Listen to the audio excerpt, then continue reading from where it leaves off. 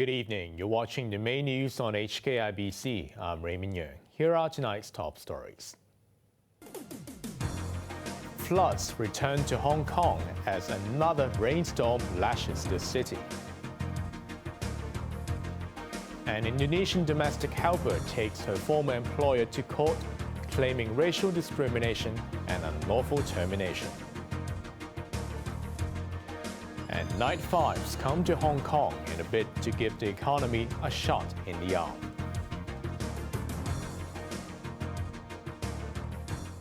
Hong Kong's second major rainstorm in less than a week has caused more flooding. Schools were shut and Shek O Road was closed again. Maisie Mock reports. Water gushed downhill in Chai Wan onto Cape Collinson Road, where several cemeteries are located. The overnight rainstorm lasted almost 8 hours, turned roads into rivers, and flooded Wan Choi Estate's underground car park, just days after the water from last week's deluge was drained off.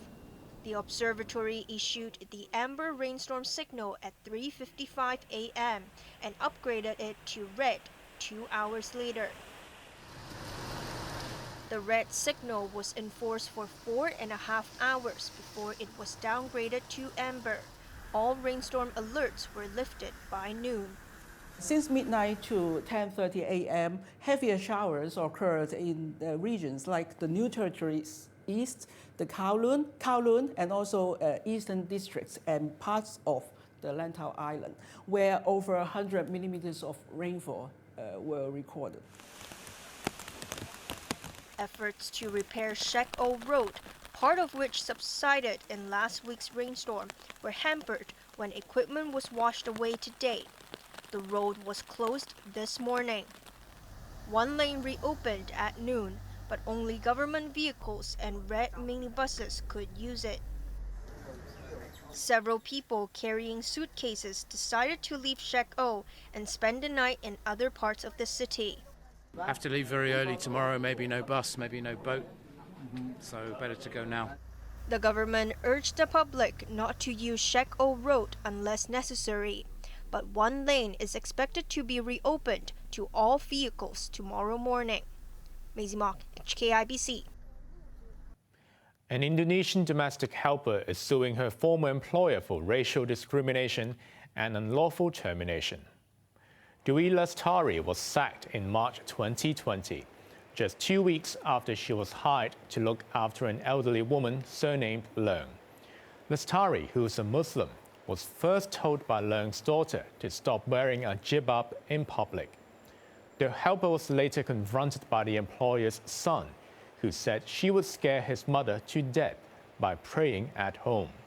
Despite agreeing to pray outside the flat, Lestari's contract was terminated. She is demanding an apology, as well as $200,000 in emotional damages and around $50,000 for income and short notice payments. The case will be heard in November. Hong Kongers and tourists will be treated to a range of shows, bazaars, and festive celebrations in the coming months, but they'll all happen after dark. Launching the Night Vibes Hong Kong campaign, Financial Secretary Paul Chan admitted the city's post-COVID recovery has been slower than expected.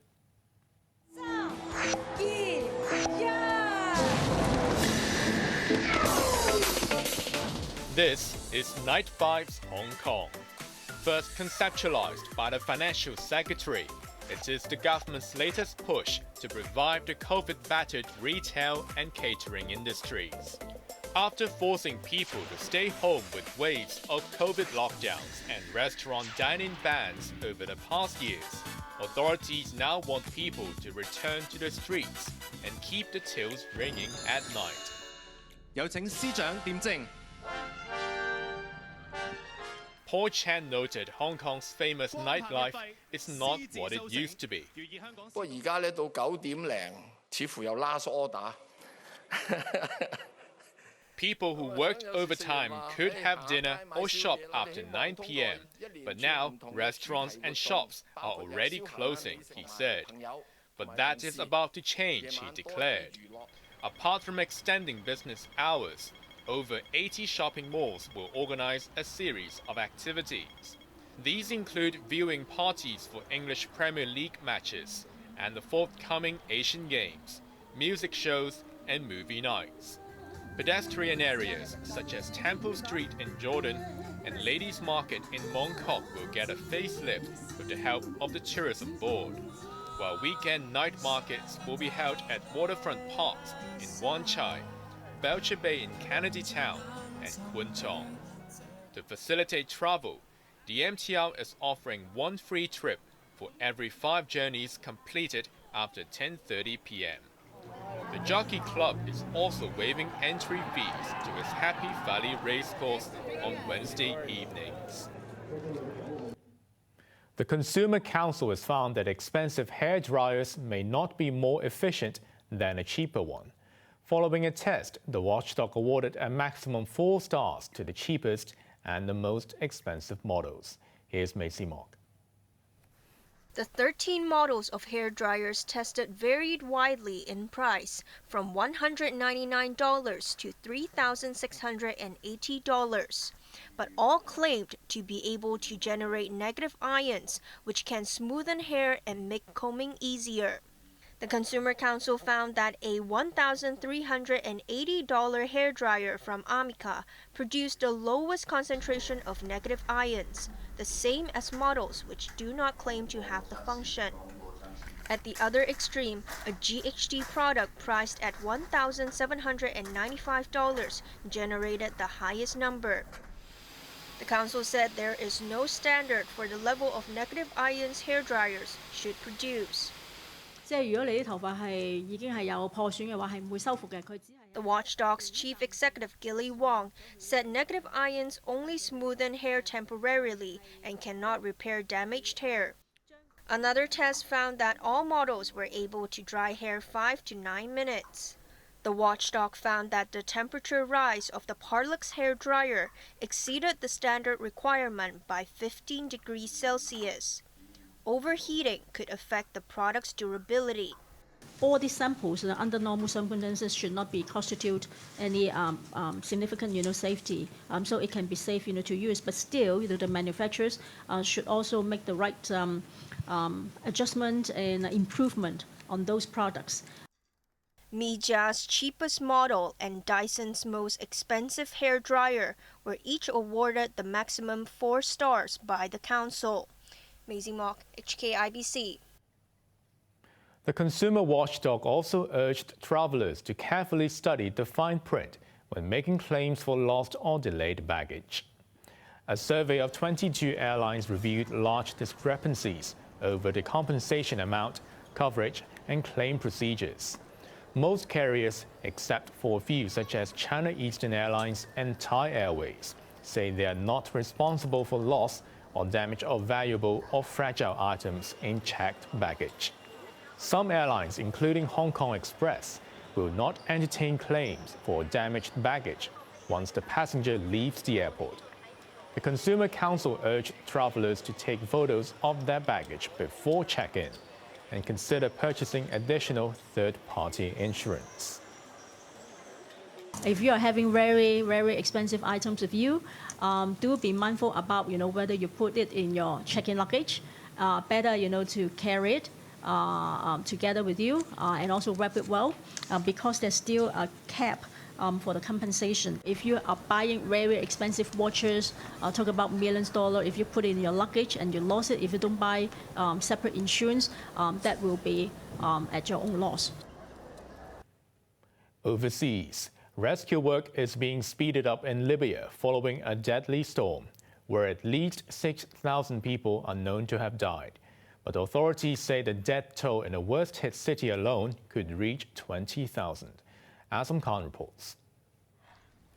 The devastation inflicted on Libya by Mediterranean storm Daniel became more evident after 3 days. In the town of Botraba, scenes of damaged roads and houses as far as the eye could see were shared on social media. The eastern port city of Derna was worst hit, with entire neighborhoods swept away by waters from 2 dams that burst.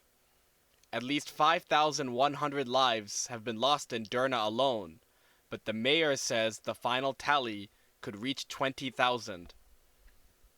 An Egyptian military team, which managed to reach the tediously inaccessible town, combed through the debris for the thousands still missing. Susa, on the Mediterranean coast in the east, was completely submerged, with its electric grid knocked off. The only road to a neighboring town was completely destroyed. After years of civil war, the lack of a unified government and crumbling infrastructure, Libyans are now grappling with the aftermath of the worst climate disaster in their history, with the number of homeless in the tens of thousands. It comes as aftershock tremors hindered rescue efforts in another North African country, Morocco, which was battered by a once-in-a-generation earthquake last Friday. About 3,000 people were killed in remote mountain regions, where aid is gradually trickling in. Azam Khan, HKIBC. TV viewers in Spain were shocked when they saw a man groping a female TV reporter while she was delivering a live account of a robbery in Madrid. The victim awkwardly ignored the incident until the presenter in the studio asked her if she had been fondled. When she said yes, he asked the cameraman to show the culprit, whom he called an idiot. The reporter then confronted the man, who denied any wrongdoing and tried to apologize before touching her hair. He was later arrested. Spain faced a wake-up call recently over unchecked sexism after football chief Luis Rubiales triggered outrage by kissing a female footballer without her consent.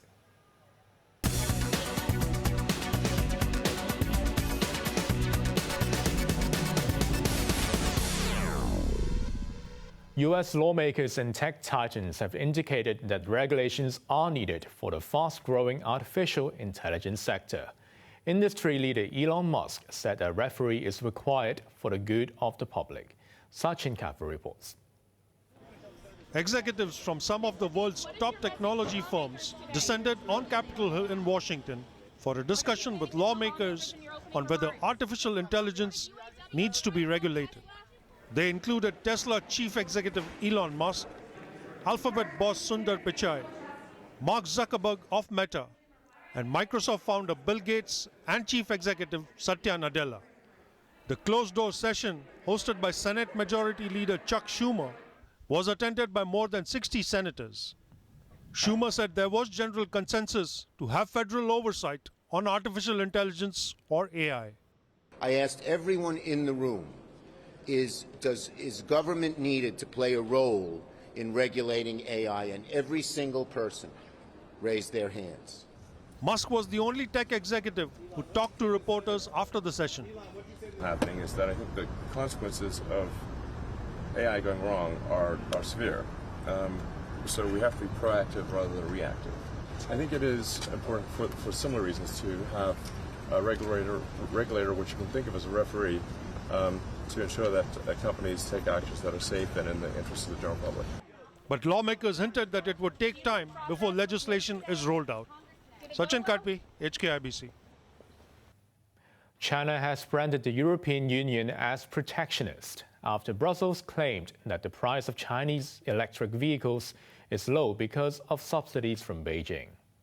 Commerce Ministry spokesman He Yadong said the EU is launching an investigation because it wants to safeguard its own electric vehicle sector, which is facing stiff competition from Chinese cars. The spokesman warned that protectionism will hurt the industry, as well as trade relations between Beijing and Brussels. The share price of Hong Kong-listed electric vehicle makers slid after the EU move. BYD retreated 1.2%, while NIO lost nearly 1%. Now let's take a look at the markets. The Hang Seng Index ended the day up by 38 points. To the top 10 active stocks, The tracker fund picked up 5 cents. Tencent was down 40 cents, while Alibaba was up 35 cents. BYD was down $3, Meituan was down 10 cents, but CNOOC was up 66 cents. The forex trading against the Hong Kong dollar, the euro's at 8.4. 1,000 Japanese yen will get you 53 Hong Kong dollars, while the Australian dollar is at 5.04. And finally, in Europe, the London FTSE is currently up 59 points. Finally, the weather. More rain, sometimes heavy, tomorrow. Temperatures will range between 25 and 28 degrees. Expect the showers to persist over the weekend. That's our main news for Thursday night. Join us for more news at 11. I'm Raymond Yeung. Thanks for watching. Good night.